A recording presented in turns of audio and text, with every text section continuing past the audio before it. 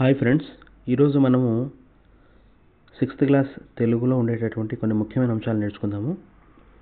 అయితే తెలంగాణ పదాల విషయానికి వస్తే, తెలంగాణ పదం ఏంటంటే గమ్మున, అర్థం ఏంటి మాట్లాడకుండా, పిరము అంటే ధర ఎక్కువ, గొట్టు కఠినము, జరంతా కొంచెము, లొల్లి గొడవ, మస్తు ఎక్కువ, బిరాన తొందరగా, సైదం గోధుమ పిండి, ముత్తెమంతా కొంచెం, పైలం పదిలం జాగ్రత్త, బరిగె పెత్తం, నొసలు నుదురు, గజ్జెలు పట్టీలు లేదా పట్టగొలుసులు, ఎనకసిరి తరువాత, పిసరంతా కొంచెము, సర్ది జలుబు, నివద్ది నిజము, ఇమానము ఒట్టు, కమ్మ పేపరు, చెవికమ్మలు చెవిదిద్దులు, కీస జేబు, ఇగురము ఉపాయము, పొత్రము రుబ్బురాయి, విసుర్రాయి తిరగలి, అంగి చొక్కా, గుల్ల గంప, పగురము ఫలము, గుమ్మి గాదె, కాక వేడి, సత్వరము సర్గత్తము అట్లకాడ, గిర పయ్యి చక్రము, మడుగులు మురుకులు, కళ్యమాకు కరివేపాకు, ఆగమాగం హడావిడి. కొన్ని జాతీయాల విషయానికి వస్తే, అందివేసిన చెయ్యి, అడకత్తెరలో పోకచెక్క, అద్దు పద్దు, కత్తి నూరుట, కన్ను కుట్టుట, ముక్కుపచ్చలారని, మేకవన్నె పులి, మొసలి కన్నీరు, అన్నెం పుణ్యము, కప్పల తక్కెడ, రెండు నాలుకలు, ఇల్లు గుల్ల చేయటం, కలగుర గంప, నోటికి తాళం వెయ్యు, అరటిపండొలిచినట్లు, కాలికి బుద్ధి చెప్పు, చేతికి ఎముకలేనోడు, అరచేతి నిమ్మపండు, కాలుగాలిన పిల్లి, తెగేదాకా లాగొద్దు, ఉగ్గుపాలతో పెట్టు, కొండ పిండి కొట్టు, తీగెకు కాయబరువా, కంకణము కట్టుకొను, నేతి బీరకాయ, ఎంగిలి చేత్తో కాకిని కొట్టడు, కంట్లో ఒత్తులేసుకొని, కొట్టిన పిండి తేనెలో నీటి పొట్టు, కడుపులో పెట్టుకొను, కొమ్ములు తిరిగినవాడు, కుండబద్దలు కొట్టినట్లు, కడుపులో చల్ల కదలకుండా పెడచెవిన పెట్టు, అరచేతిలో వైకుంఠం. ఇవి మనకు ముఖ్యమైనటువంటి జాతీయాలు.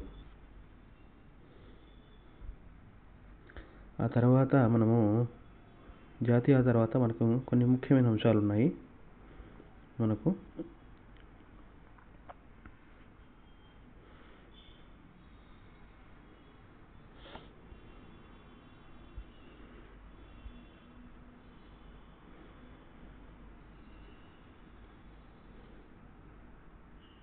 అయితే మేజర్గా చూడండి, ఇక్కడ మనకు 6వ తరగతిలో ముఖ్యమైన పాఠం పేర్లు, కవి రచయిత, ఆ యొక్క పాఠము దేనికి సంబంధించింది, దాని యొక్క ఇతివృత్తము, ప్రక్రియ కొంచెం మనకు తెలియజేయడం జరిగింది. ఇక్కడ విషయ సూచికలో అభినందన, కవి ఎవరు, శేషం లక్ష్మీనారాయణాచార్య, ఇతివృత్తము దేశభక్తి, శ్రమ గౌరవము, గేయము, స్నేహబంధము, మూలమేంటి చిన్నయ్య సూరి, నైతిక విలువలు, కథా ప్రక్రియకు చెందింది, వర్షము, పల్లా దుర్గయ్య రచయిత, ప్రకృతి చిత్రణ, ఖండకావ్యము, లేఖ, చరిత్ర సంస్కృతి, లేఖ లేదా యాత్రా రచన ప్రక్రియకు సంబంధించింది, శతకసుధ, శతక కవులు, నైతిక విలువలు, శతక ప్రక్రియకు సంబంధించింది, పోతనా బాల్యము, డాక్టర్ వనమామలై వరదాచార్యులు, పిల్లల ఆసక్తులు, కావ్యము, ఉడత సాయము, గోన బుద్ధారెడ్డి, సహకారము. తర్వాత మనం చూసుకుంటే ద్విపద ప్రక్రియకు సంబంధించింది, చెరువు, సంస్కృతి పర్యావరణం గురించి మనకి పాఠం చెప్తోంది. ఇది ఏ ప్రక్రియ చెందింది, స్వగతం అంటే తన గురించి తాను చెప్పుకోవడం స్వగతం అని చెప్తాడండి. చీమలబారు, పోట్లవల్లి రామారావు, వ్యక్తిత్వ వికాసము, వచన కవిత ప్రక్రియకు సంబంధించింది, బాలమ్మ అంటే ఇది ఒక సహజవంతమైనటువంటి కథ, జానపద కథ ఇది. నెక్స్ట్ పల్లెటూరి పిల్లగాడ, సుద్దాల హనుమంతు, మానవీయ విలువలు, బాల కార్మికులు, ఇది పాఠ ప్రక్రియకు సంబంధించింది, కాపాడుకుందాం, పర్యావరణం, సంభాషణ ప్రక్రియకు సంబంధించింది. తర్వాత మనం చూసుకుంటే మొట్టమొదటి పాఠం ఏంటంటే అభినందన. దీన్ని రాసింది ఎవరంటే శేషం లక్ష్మీనారాయణాచార్య గారు ఈ యొక్క పాఠాన్ని రాయడం జరిగింది. మనకు పాఠం యొక్క ఉద్దేశం ఏంటంటే, ఈ దేశం బాగోగులు కోరుతూ అందుకోసం నిరంతరం శ్రమించే కర్మవీరులు ఎంతోమంది ఉన్నారు. అట్లాంటి వారు ముందుండేది రైతులు, సైనికులు.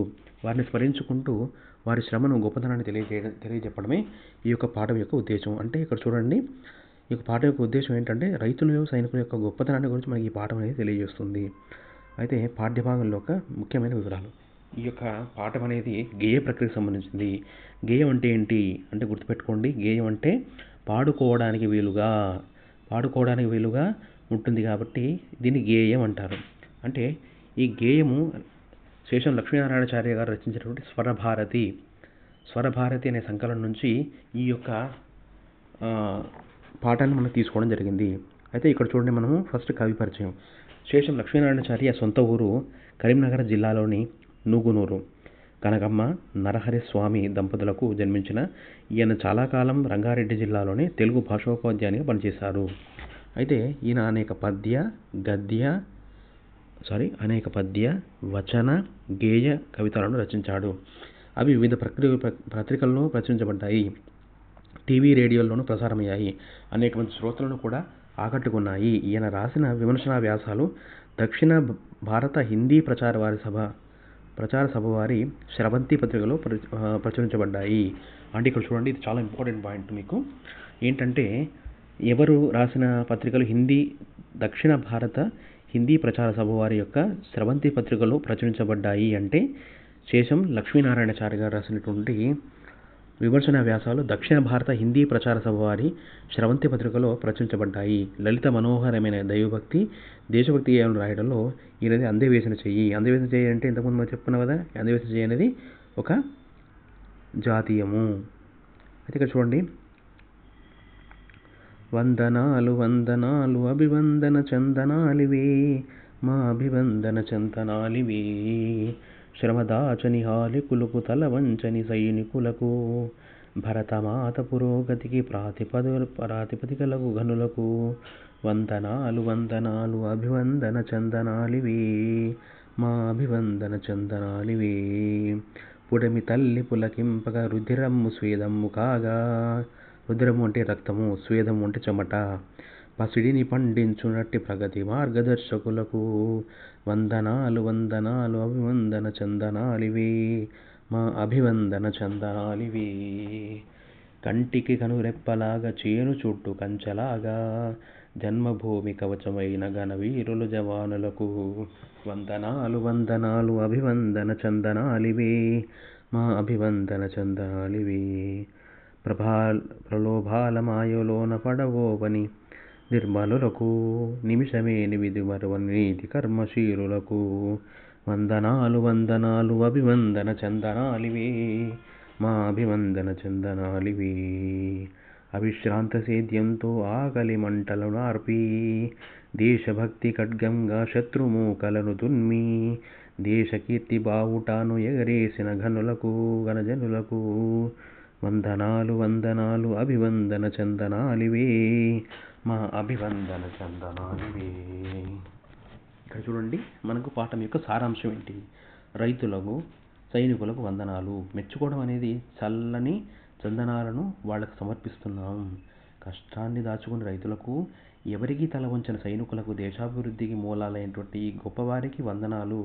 ఆ అభినందనలు నేలతల్లి సంతోషపడేటట్టుగా నెత్తురు చెమటగా మారుస్తుండగా బంగారాన్ని పండిస్తూ అభివృద్ధికి బాటలు చూపే రైతులు వందనాలు. కంటికి రెప్పవలే, చేలు చుట్టూ కంటవలే ఈ యొక్క జన్మభూమికి కవచం వలె ఉండి కాపాడుతున్న గొప్ప వీరులకు, జవానులకు వందనాలు. దురాశ అని మాయలో పడకుండా మంచి మనసు గల వారైనటువంటి నిమిషం కూడా తమ విధి మరవకుండా నీతితో ప్రవర్తించే జవానులకు వందనాలు. విరామం లేకుండా పంటలను పండిస్తూ ఇతరుల ఆకలిని మంటలను చల్లారుస్తూ కష్టించి పనిచేసే రైతులకు వందనాలు. దేశభక్తినే ఖడ్గంగా ధరించి శత్రు సైన్యాలను చంపి దేశకీర్తి బావుటాన్ని ఎగిరేసినట్టు గొప్ప వీరులకు, జవానులకు అభినందనాలు అని చెప్తున్నాడు ఇక్కడ. అయితే ఇక్కడ చూడండి, మనము కొన్ని ముఖ్యమైన అంశాలు చదువుకుందాం. భరతమాతకు నయనాలు. భరతమాత నయనాలు ఏంటి అంటే రైతు, తర్వాత సైనికుడు. పల్లెలు నవభారత సీమకు ఏంటివి? పట్టుకొమ్మలు. 10 సోపానాలు. సోపానాలు అంటే ఏంటివి? మెట్లు. నివాసం అంటే గృహము, గృహము తర్వాత ఇల్లు అని కూడా చెప్తాం మనం. ఓకేనా? నెక్స్ట్ మనం చూసుకుంటే ఇక్కడ మనము స్వతంత్రము, గీత గీసిన పదాలకు అర్థం వచ్చే పదాలను చెప్పండి అని చెప్తున్నాడు. అంటే స్వాతంత్ర ఉద్యమంలో యుద్ధంలో వీరులు తమ యొక్క రుధిరం చిందించారు. రుధిరం అంటే ఏంటి? రక్తము. నెక్స్ట్ పసిడి. పసిడి ఆభరణాలకు విలువ ఎక్కువ. పసిడి అంటే ఏంటి? బంగారము. వర్షం పడగానే హాలికులు పొలాలు దున్నుతారు. పొలాలు ఎవరు దున్నుతారు? రైతులు దున్నుతారు. కాబట్టి రైతులకు మరొక పేరు ఏంటి అంటే అర్థం ఏంటంటే హాలికులు. కార్మికులు తమ స్వేదం చిందించి కర్మాగారాల్లో వస్తువులను తయారు చేస్తారు. స్వేదం అంటే ఏంటి? చెమట. స్వేదం అంటే చెమట, రుధిరం అంటే రక్తము, పసిడి అంటే బంగారు ఆభరణాలు, బంగారము, హాలికులు అంటే రైతులు, స్వేదం అంటే చెమట. మరొకసారి చూద్దాం. రుధిరం అంటే రక్తము, పసిడి అంటే బంగారము, హాలికులు అంటే రైతులు, స్వేదం అంటే చెమట. ఇక్కడ చూడండి, కింది వాక్యాలు చదవండి. ప్రతి వాక్యంలో ఒక పదానికి ఒక పదానికి అదే అర్థం వచ్చే మరికొన్ని పదాలు ఉన్నాయి. వాటిని కింద గీత గీయండి అని చెప్తున్నాడు ఇక్కడ. అయితే చూడండి, భారతదేశానికి రైతు వెన్నెముక. కర్షకుడు కష్టపడి పండిస్తేనే ప్రజల ఆకలి తీరుతుంది. హాలికుల శ్రమకు దేశం రుణపడి ఉంటుంది. ఇక్కడ చూడండి, భారతదేశానికి రైతు. ఇక్కడ ఫస్ట్ పదం రైతు అనేది మనకు ఒక పదం.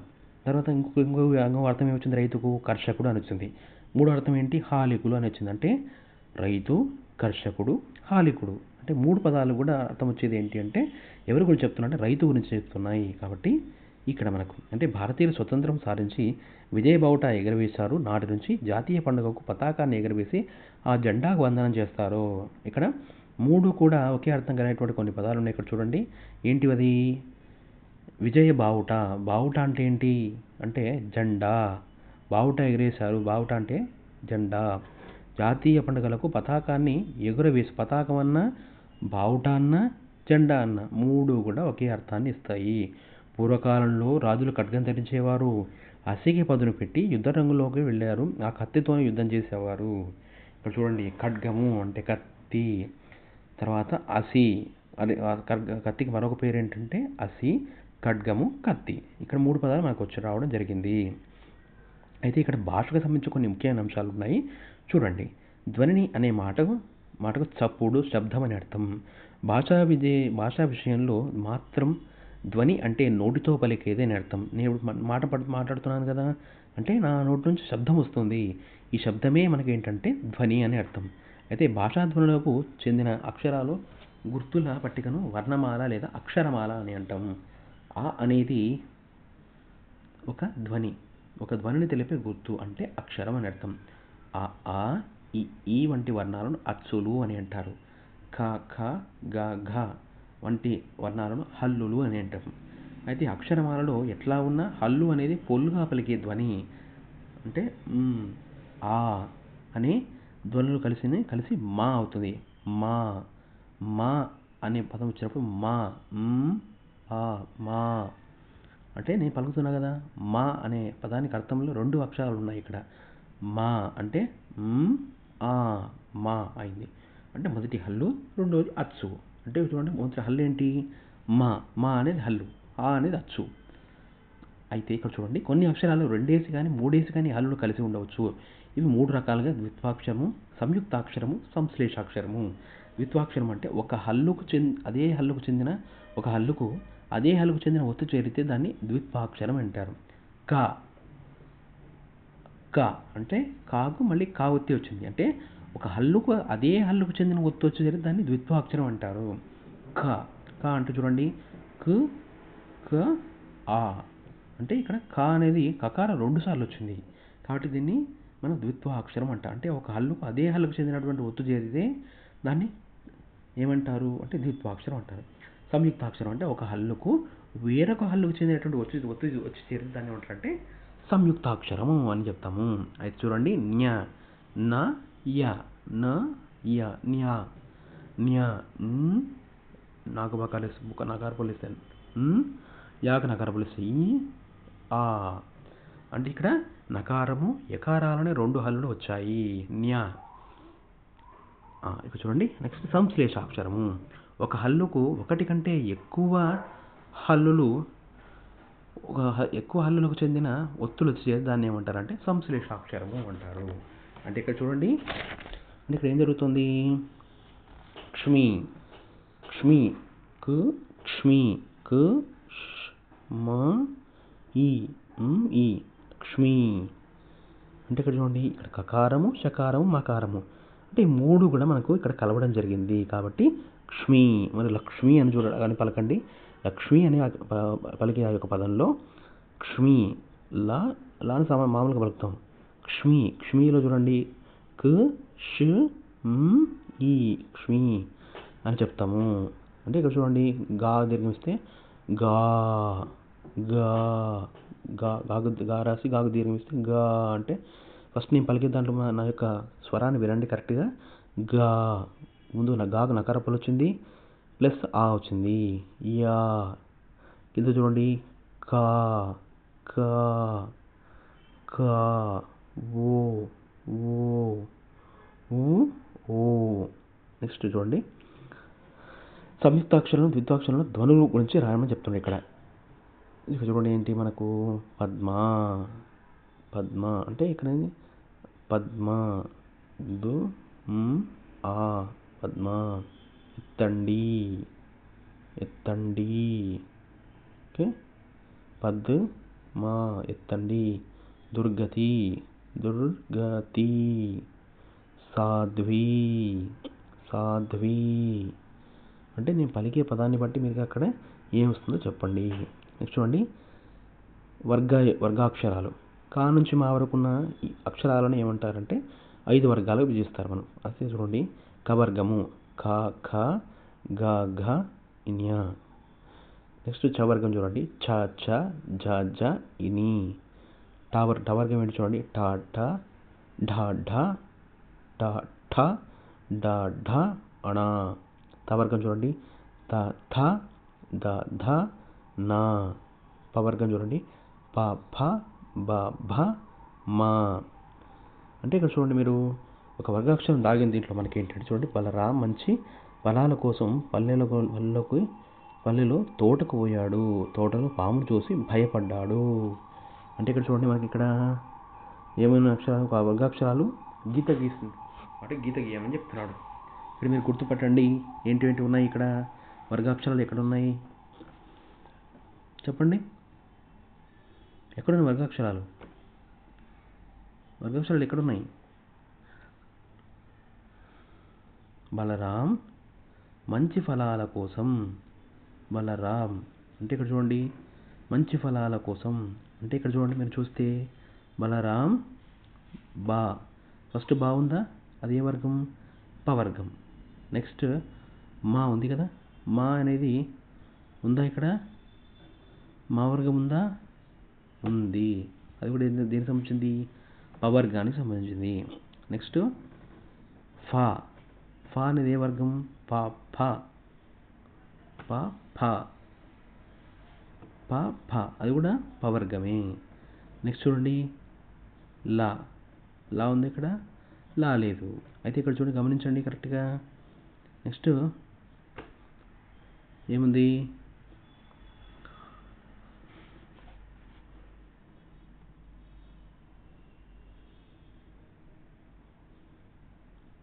తా, తోటకు. వర్గం ఉందా? టా, టా వర్గం అంటే టా ఉంది కాబట్టి టవర్గం. కు, కా చూడండి ఇక్కడ ఏముంది? కవర్గం అంటే తోటలో పామును చూసి భయపడ్డాడు. అంటే ఇక మీరు చూడండి ఏమేమి వర్గాక్షరాలు దాగున్నాయో వాటిని గీత గీయమని చెప్తున్నాడు. సో దాన్ని మనం గుర్తుపట్టాలి. గుర్తుపట్టి వాటి కింద గీతలు అనేది గీయడం జరుగుతుంది. సో అలా మనకు వాటి కింద గీతలు గీస్తే గుర్తుపట్టవచ్చు మనం. ఓకే. నెక్స్ట్ సూక్తి ఏంటి చూడండి. ధైర్యంగా నువ్వు 1 అడుగు వేస్తే విజయం 10 అడుగులు ముందుకు వస్తుంది. ఎవరు చెప్పారు ఈ మాట? విశ్వకవి రవీంద్రనాథ్ ఠాగూర్ గారు మనకు ఈ యొక్క మాట చెప్పడం జరిగింది.